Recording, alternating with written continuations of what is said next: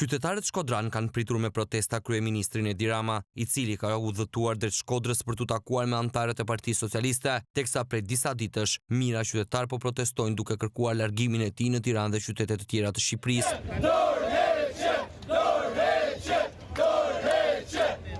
Qytetarët e Shkodrës kanë akuzuar kryeministrin se ka grabitur tokat e tyre, teksa kanë bërë thirrje për dorëheqjen e tij. Teksa qytetarët janë mbledhur në hyrjet e qytetit për të protestuar, disa momente para mbritjes së shefit të qeverisë, dhjetra efektiv të ndërhyrjes së shpejt kanë rrethuar banorët.